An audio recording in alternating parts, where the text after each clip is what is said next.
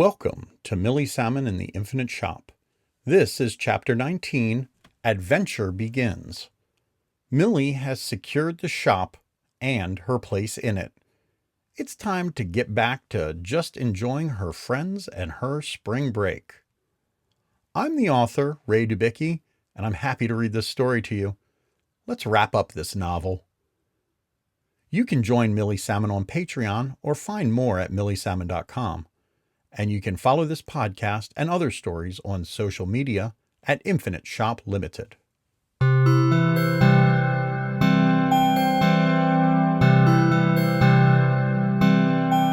Chapter 19, Adventure Begins.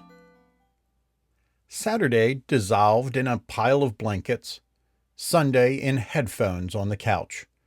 The house was quiet for the first 2 days of spring break. Monday actually opened bright and sunny, but only in very specific sunbeams that were few and far between. Millie missed this for several hours, as she took her first official day of spring break and slept in hard. She reached out to get her phone. It felt off in shape, weight, and location. A new device was sitting on top of her phone. She picked up the small block with a stub antenna. It looked like the walkie-talkies Dad had her carry when she was much smaller and went to the park for the first times alone. But this one had a small red button covered with a slide, just like the red alert button on Mom's second phone. It felt like time to get a couple days' grime off, so Millie went through the shower routine. Clothes, teeth, brush hair. She looked into the mirror. The highlight, a long streak on the right side, had been dark purple for almost a month. It was faded in to keep tone with the rest of her dark hair. Enough for her to know it was there, but not quite enough there to be a shock to everyone at school. From her box of rings, she took the one that came from Dalen. She turned the ring to a lighter violet and went over the right side again. That did match her eyes. She did it on the left, too. She left the two colored anime strands to frame her face and pulled the rest back in a ponytail. Her charm bracelets were laid out on her desk, the ones with circuitry set to the side. She considered the collection carefully. She patted the powerful band of controls and thought about leaving them for the day. Nah, she said to herself, and put a stack of bracelets on the right arm and the charms with the remotes for the shop on her left. The living room was silent, now approaching noon. Dad left a note saying he was out with Evan until after lunch. Millie wrote a reply note and stuck it to the bottom of Dad's. Roaming countryside. She peeled it off, then reattached it to a line perfectly. Reggie was pleased that Millie emerged from hiding. Her text on Friday night was cryptic enough that both boys were left to chat with themselves for the weekend. But not after a moment of confusion. Life imploded, Millie had sent. Reggie originally misunderstood the note, thinking it was about the bus that seemed to have exploded on the other side of the neighborhood. Him and Pats had spent an hour watching that after a leisurely walk from school and a large boba.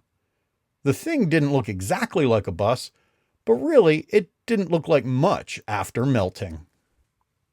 It took Pats to point out the melting bus was an explosion, not implosion, and Millie had tagged it as being about life, not transit. So they kept their pictures and videos to themselves and went about their weekends without Millie. The busted bus left Reggie's mind by the time Millie caught up 3 days later, and he was ready to get underway with assaulting this new Elving Gap DLC, even without Pats.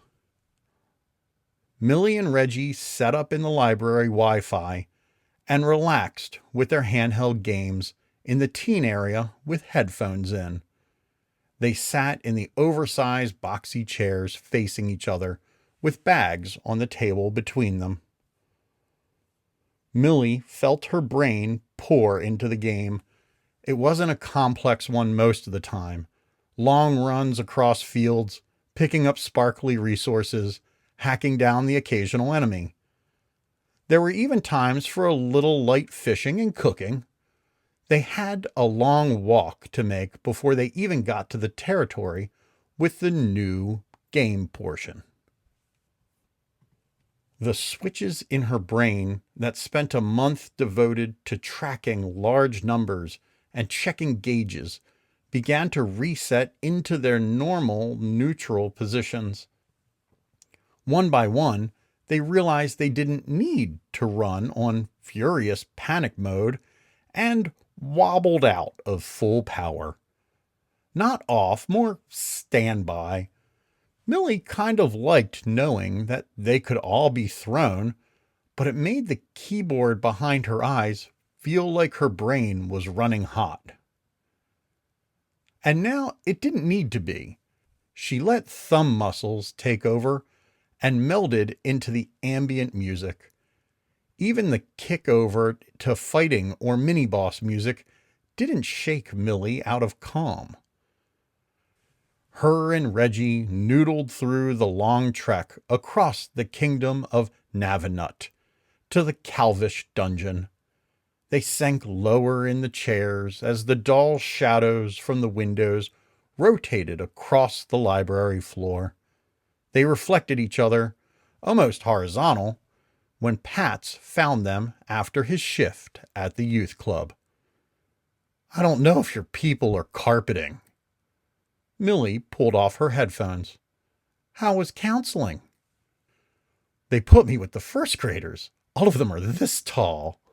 Pats put a hand on his waist.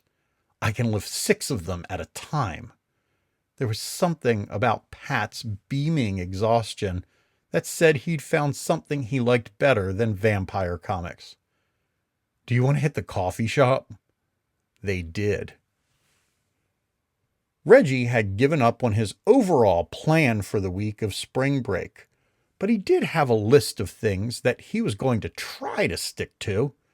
That included keeping a boba for Friday and getting other treats from other shops in the neighborhood the rest of the days. Monday was for Italian sodas, he said, and he wanted to try the coffee shop they usually skipped. The second one, across from the shop. Millie found this suspiciously convenient. They emerged from the coffee shop with trash can-sized cups, each top half milky ice. The bottoms were syrupy and fluorescent. Green apple for Reggie, orange for Pats, and huckleberry for Millie. "Let me save us some time. Do you want to go into the shop?" Millie asked. "What do you mean?" Reggie said innocently. "You were going to say, while we're here, and suggest we go into the shop, probably to pick up a comic book. Everything is fine. We can go in again without my parents." "Are you sure?" Pats asked. "Absolutely." Millie wasn't sure. She'd gone into the shop plenty to investigate the machine room, but not recreationally with her friends in quite a few weeks. But she did think she was on the good side of parents at the moment, and Grandpa would be there. She didn't need to worry. Dad was there too, pulled up to the counter with Evan in a stroller and talking to Grandpa. "Welcome back, friends!" Grandpa delighted to see the boys. "How is spring break starting, Quibby?" Dad gave a nod of assent. Millie felt relief. It was tinged with irritation that she wasn't going to get full resolution on being universally backloud into the shop. At least not in this trip, but she could let go of the question of being in trouble. "It's good, Grandpa. We're trying the Italian sodas from across the street." Grandpa surveyed the colors and picked out Pat's. "Orange is my favorite." "It's transcendent," Pat said. Are we doing comic books today or something a little different for the week of vacation? I have some vacuum bubbles to catch up on, Reggie volunteered.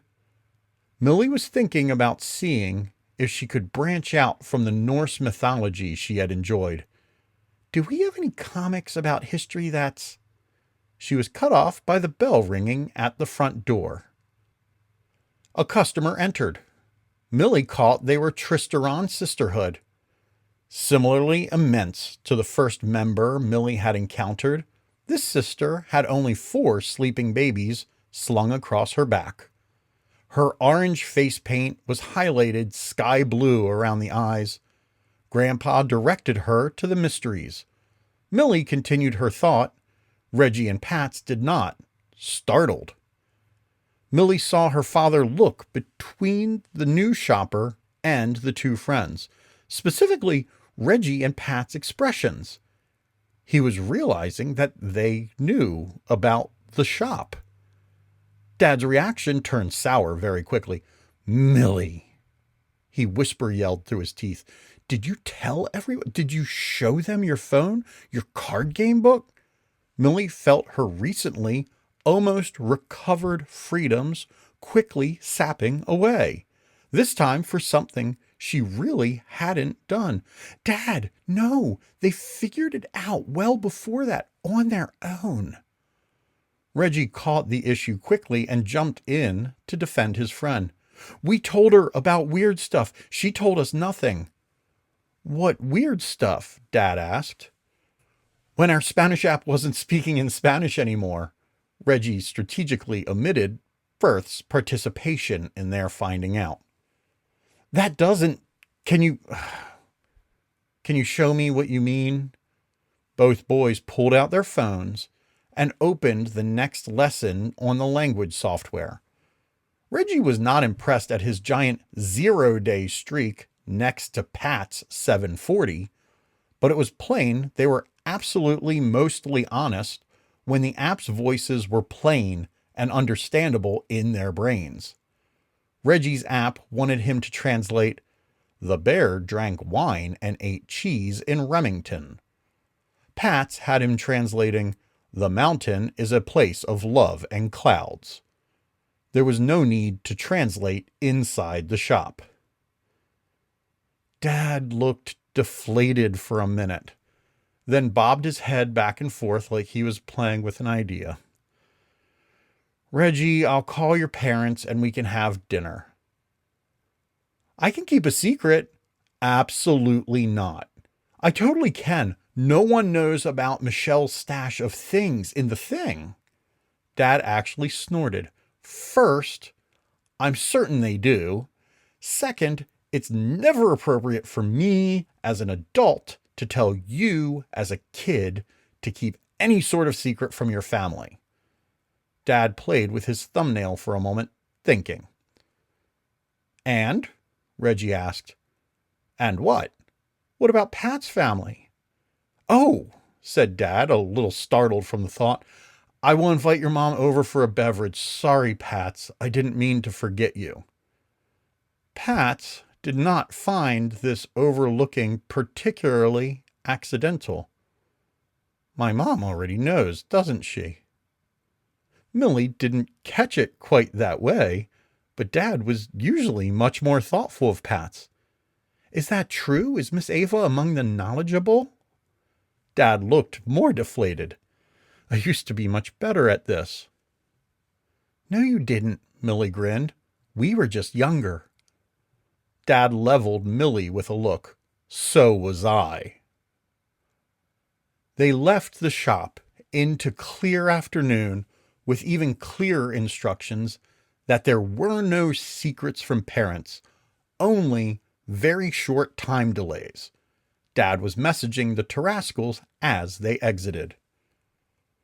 The sun was peeking out, and it was just on the edge of warm, the first hints of really moving into comfortable weather after soggy and cool winter.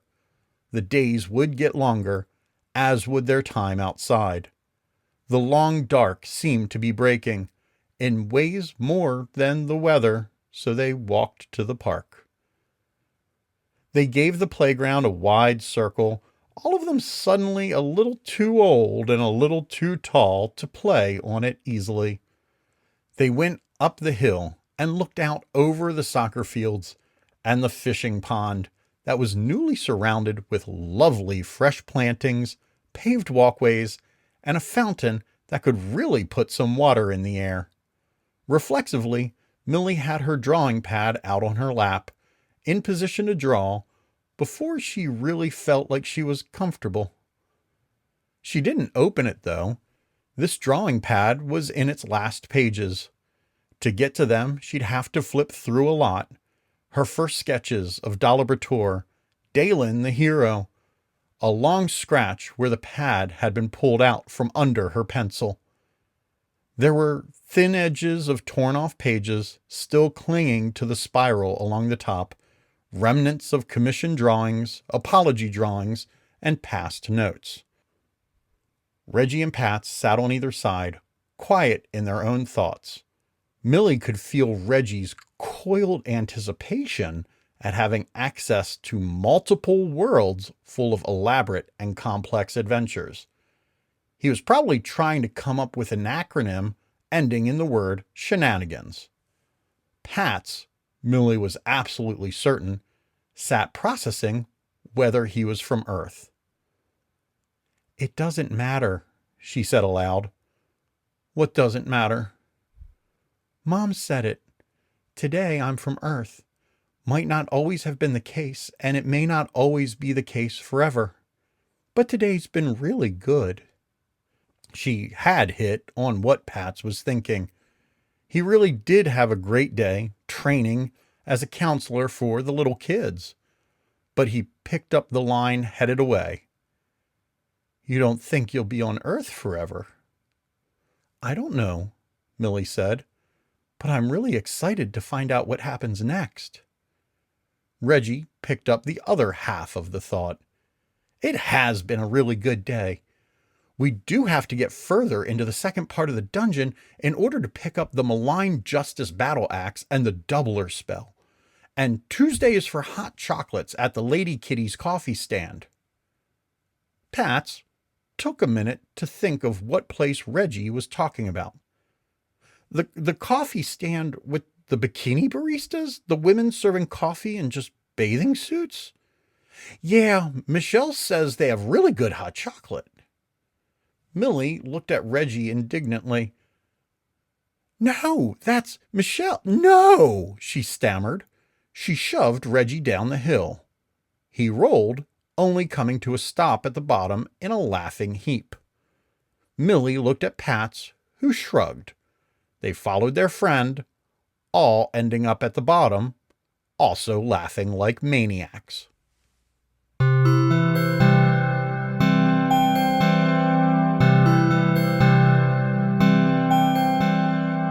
This was Millie Salmon and the Infinite Shop, Chapter 19, Adventure Begins. We have reached the end of this Millie Salmon story.